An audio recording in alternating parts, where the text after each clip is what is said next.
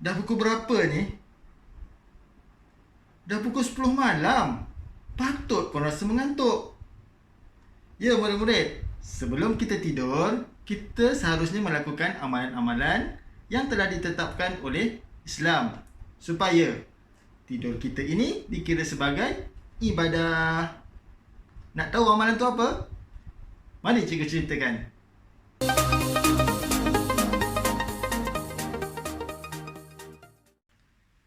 Assalamualaikum warahmatullahi wabarakatuh. Khabar murid-murid yang cikgu kasih sekalian. Cikgu doakan murid-murid berada dalam keadaan yang sihat, ceria bersama keluarga. Dah sedia dah nak belajar? Kalau dah sedia cakap apa? Ya, saya dah sedia.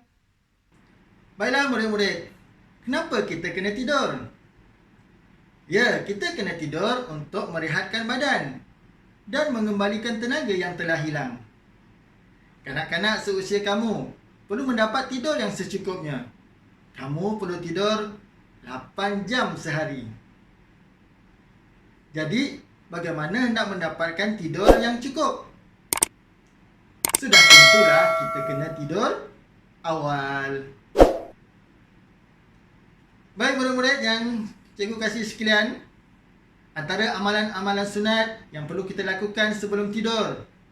Yang pertama, kita perlu tidur awal. Tidur awal. Pada pukul berapa yang sepatutnya kita tidur? Kita sepatutnya tidur pada jam 10 malam dan bangun pada pukul 6 pagi. Barulah kita mendapat tidur yang secukupnya dan dapat bangun dalam keadaan yang segar. Yang kedua, sebelum tidur kita disunatkan berwuduk. Kita disunatkan berwuduk supaya kita berada dalam keadaan yang bersih lagi suci. Yang ketiga, kita disunatkan mengibas tempat tidur. Mengibas tempat tidur. Apa maksud mengibas? Maksud mengibas ialah menggerakkan sesuatu seperti melambai ataupun mengipas. Contohnya, kita ambil selimut. Kita kibas di tempat tidur kita. Sambil mengibas, kita bacalah A'udzubillahi minasyaitonirrajim. Mudah-mudahan kita dilindungi daripada syaitan. Baik. Seterusnya, yang keempat, sebelum tidur kita perlu baca Bismillahirrahmanirrahim dan diikuti dengan doa. Apa doanya yang murid-murid? Mari kita baca sama-sama. Bismikallahumma ahya wa amut. Bismikallahumma ahya wa amut. Maksudnya, dengan nama-Mu ya Allah, aku hidup dan aku mati. Dengan nama-Mu ya Allah, aku hidup dan aku mati. Amin. Kita juga disunatkan membaca surah Al-Ikhlas, surah Al-Falaq dan surah An-Nas yang dikenali sebagai 3 kul. Kita juga disarankan membaca ayat kursi. Tujuannya untuk apa? Mudah-mudahan tidur kita dilindungi daripada syaitan. Jadi seterusnya murid-murid, yang kelima, kita disunatkan tidur mengiring ke kanan. Tidur mengiring ke kanan. Sebelum tidur, kita mengiringkan badan kita ke sebelah kanan. Ke sebelah kanan kita. Nanti kalau dah tidur, kita nak mengiring ke mana, itu tak apa. Yang penting, sebelum tidur, kita mengiring ke sebelah kanan. Murid-murid yang cikgu kasih sekalian, Nabi Muhammad SAW ada bersabda yang maksudnya, apabila engkau hendak tidur, maka hendaklah berwuduk terlebih dahulu, sebagaimana wuduk untuk solat. kemudian berbaringlah mengiring di sebelah kananmu. Riwayat Bukhari dan Muslim. Nabi Muhammad SAW telah mengajarkan kita bagaimana tata cara hendak tidur. Yang mana baginda mengajar kita apabila hendak tidur, hendaklah kita berwuduk terlebih dahulu dan kita tidur mengiring ke sebelah kanan. Seperkara lagi, murid-murid, apabila kita hendak tidur, kita perlulah pakai pakaian yang sopan. Pakai pakaian yang sopan. Baik murid-murid yang dikasihi sekalian, seterusnya cikgu akan menerangkan tentang apakah amalan-amalan sunat yang dilakukan selepas daripada kita bangun daripada tidur. Yang pertama, membaca doa bangun tidur. Membaca doa bangun tidur.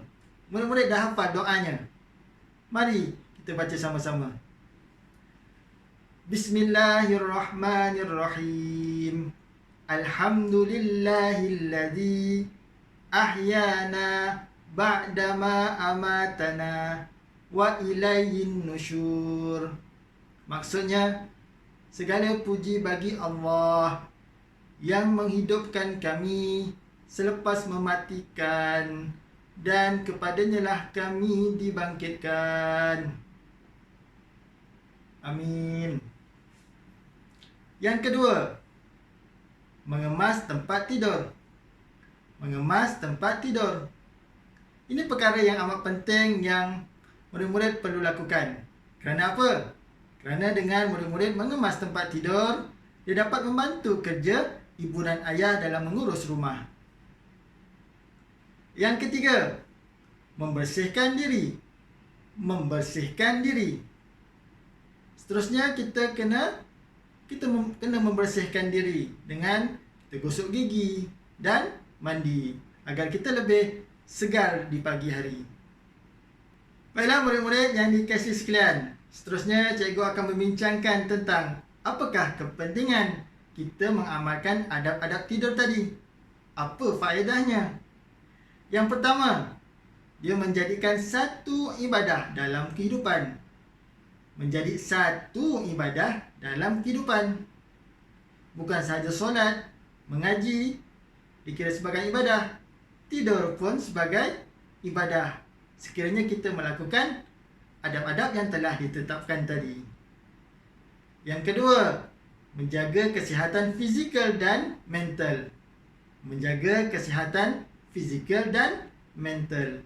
Sekiranya kita tidur yang cukup, kita akan bangun dalam keadaan yang segar, dengan sihat, dan seterusnya badan yang sihat akan menjadikan fikiran yang cerdas. Dan yang ketiga, dapat melaksanakan sunnah Nabi Muhammad SAW. Melaksanakan sunnah Nabi Muhammad SAW secara tidak langsung, kita dapat buat apa yang Nabi sarankan. Dan yang keempat, mendapat pahala daripada Allah Subhanahu wa taala. Mendapat pahala daripada Allah Subhanahu wa taala. Mudah-mudahan segala perkara kebaikan yang kita lakukan diterima oleh Allah Subhanahu wa taala. Dan yang kelima, menghindarkan kita daripada gangguan syaitan. Menghindarkan kita daripada gangguan syaitan. Dengan doa, zikir-zikir yang kita baca, mudah-mudahan kita dilindungi daripada syaitan.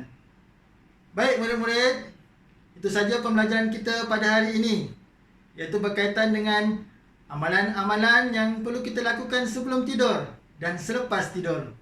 Mudah-mudahan apa yang kita pelajari pada hari ini kita dapat amalkan dalam kehidupan seharian kita. Dan yang akhirnya, jangan lupa 4S. Sayang Allah, sayang Rasulullah, sayang ibu ayah, dan sayang semua makhluk. Sekian, terima kasih. Assalamualaikum warahmatullahi wabarakatuh.